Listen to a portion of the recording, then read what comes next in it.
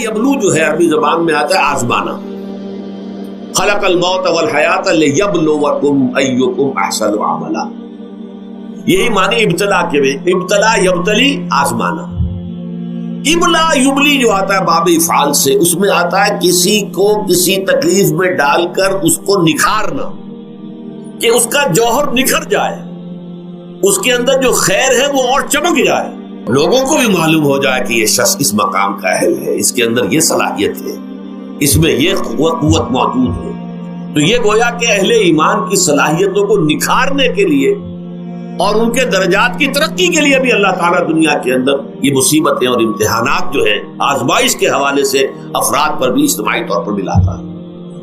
اور ایک اس کا اور بھی ہے, اہل ایمان پر اس طرح کے ابتلا و آزمائش کی ایک نوعیت اور بھی ہے, اور وہ یہ ہے کہ جو بھی آپ سے غیر ارادی طور پر یا یہ کہ آپ نے کوئی گناہ ارادی طور پر بھی کر لیا, اللہ تعالیٰ اس کی سزا اسی دنیا میں دے کر آخرت کی سزا سے محفوظ کر دے. گویا کہ اس سے بڑا خیر کیا ہوگا. یہاں کی سزا کیا ہے, جھیل لی آپ نے, بخار آ گیا, ٹانگ ٹوٹ گئی, چلیے 3 مہینے آپ بستر پر پڑے رہے نا, اور کیا ہوا, کچھ نہیں. لیکن یہ کیا آخرت کی سزا ملتی ہے, بہت عظیم ہے.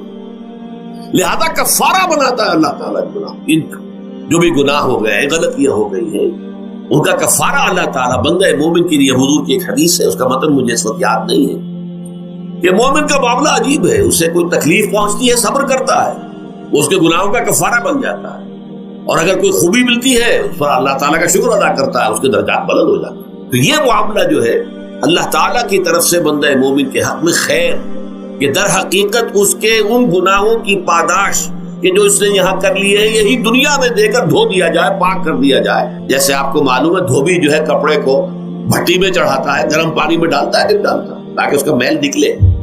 اس کے آگے پٹکتا بھی ہے ذرا اس کو, تاکہ وہ میل اچھی طرح چھٹ جائے اس سے. اسی طرح اگر دنیا میں ہمارے میل چھٹ جائیں, دنیا میں اگر ہمارے گناہ دھل جائیں, تو یہ بڑے نفع کا سودا ہے, بڑے نفع کا سودا ہے, بڑے نفع کا سودا ہے. اس اعتبار سے آپ غور کیجئے کہ اگر یہ حقائق ہمارے سامنے رہے تو کیا کوئی تکلیف دنیا کی ہمیں بھاری محسوس ہوگی.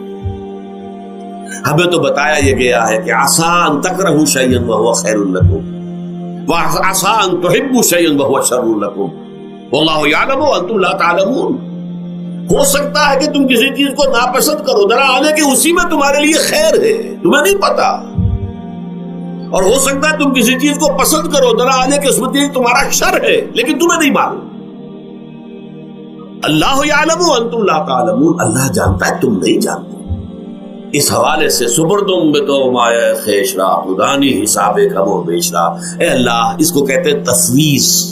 یہ سورہ تغابن کے درس میں یہ تمام مضامین تفصیل سے آتے ہیں کہ ایمان کے جو باطنی ثمرات ہیں اس میں سب سے پہلے مقام رضا ہے, پھر تفویض, توکل ہے. آپ محنت کر رہے ہیں, محنت کر رہے ہیں, محنت کر رہے ہیں, نتیجہ نہیں نکلا. ایک نتیجہ یہ نکلے, ایک بچے نے بہت محنت کی, دن رات کام کیا, فیل ہو گیا امتحان. اب صدمے سے کمر ٹوٹ سکتی ہے اس کی, لیکن نہیں, ہو سکتا ہے کہ اللہ تعالیٰ نے اسی میں میرے لیے خیر رکھی. اس لیے کہ ہماری محنت سے کچھ نہیں ہوگا, ہمارے مادی وسائل سے کچھ نہیں ہوگا, ہوگا اللہ کے اذن سے, اللہ کی مرضی سے, اللہ کی مشیت سے. یہ ہمارے لیے خاص طور پر اس اعتبار سے بہت اہم نکتہ ہے. ہم سب راہ حق کے مسافر ہیں, اپنے اپنے بس پڑتے محنت کر رہے ہیں, وقت بھی صرف کر رہے ہیں, مال بھی صرف کر رہے ہیں, محنت کر رہے ہیں, مشقت کر رہے ہیں. لیکن فرض کیجئے جیسا کہ ہے فی الواقع, فرض کیا کیجئے, وہ تو واقع سامنے کی بات ہے, نتائج نکلتے نظر نہیں آ رہے, قدم نہیں بڑھ رہے, ہماری طرف لوگوں کا رجوع عام نہیں ہے. ٹھیک ہے, اس پر قطعاً بدل ہونے کی بات نہیں, یہ اللہ تعالیٰ کی مشیت میں ہوگا, جب وہ چاہے گا تب ہوگا.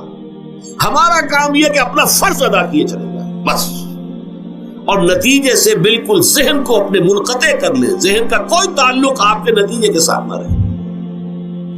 یہ جب تک کیفیت ہماری نہیں ہوگی, ہم اس راہ پر استقامت اور مدام اس پر محنت اور جد و جہد کرنا جو ہے وہ ہمارے لیے ممکن نہیں رہے.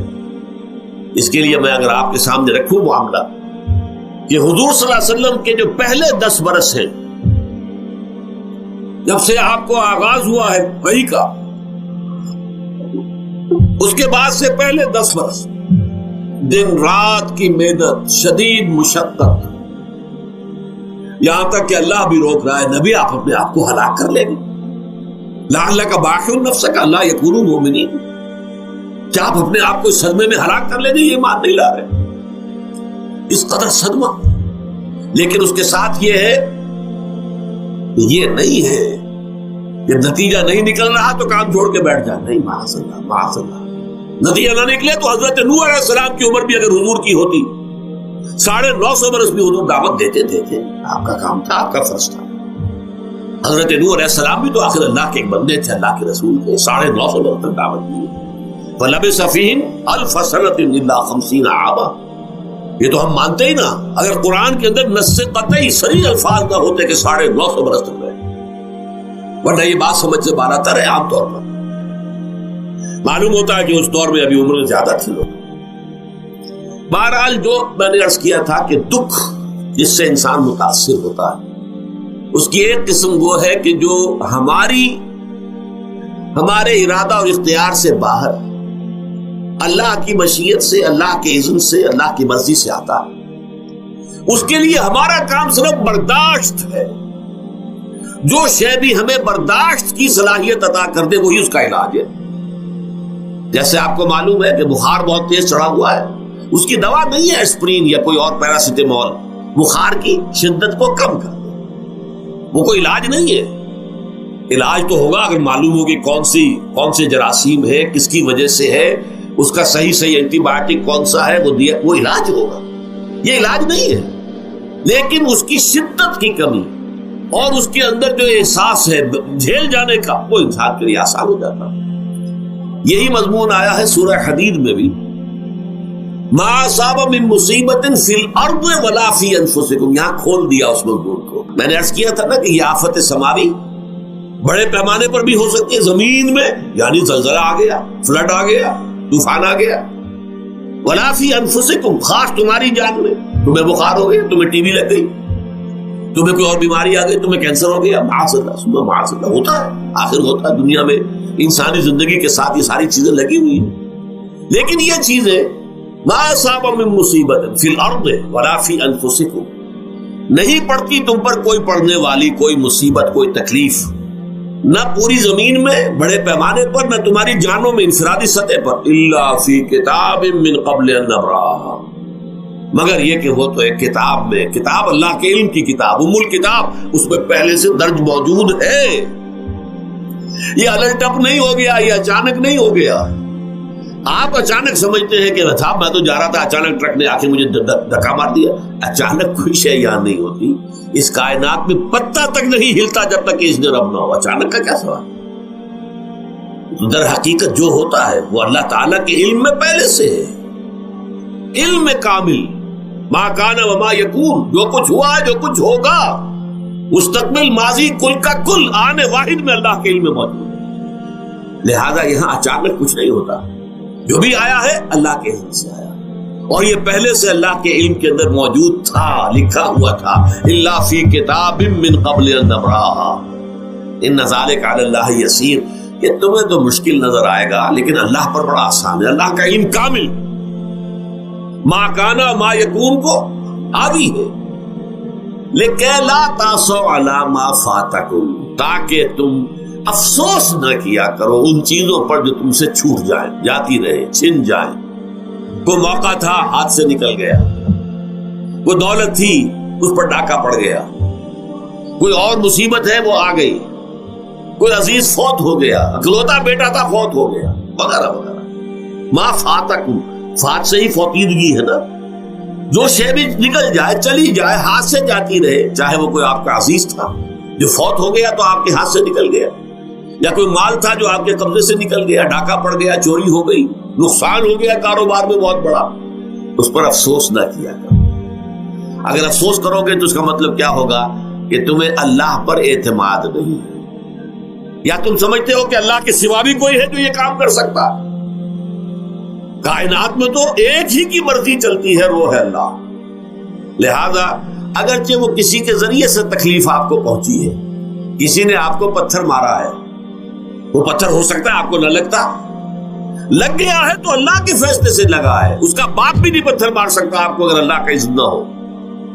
لہذا آپ پتھر مارنے والے کو بھی مجرم سمجھیے، ٹھیک ہے، اس سے بھی قصاص لینے کا آپ کو حق ہے، لیکن یہ جان لیجئے کہ جو آیا ہے پتھر وہ اذن رب سے آیا.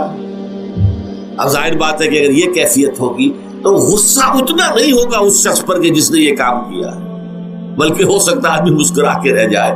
جیسے کہ وہ میں واقعہ سناتا رہا ہوں اپنے دروس میں کہ ایک درویش میرے ساتھ بھی جا رہا تھا، جو رب کرے سو ہو، جو رب کرے سو ہو، جو رب کرے سو ہو. کسی شخص نے پتھر اٹھا کر دے مارا، اس کے سر پہ لگ گیا کہ اس نے پیچھے پلٹ کر دیکھا کس نے مارا. اس نے کہا مجھے کیا دیکھتے ہو، جو رب کرے سو ہو، یہ تو رب کے مارے. اس نے کہا مجھے تو یہ پتھر رب کے مارے ہی لگا ہے، لیکن میں دیکھ یہ رہا تھا بیچ میں کس کا منہ کالا ہو گیا، اپنے لیے کس نے ایک گناہ کما لیا، اپنے لیے کس نے ایک مصیبت جو ہے وہ مول لے لی، وہ بیچ میں تم آ گئے ہو. پتھر اللہ کی طرف سے آیا ہے، لیکن اس کا عذاب، اس کا وبال تم پر آ گیا.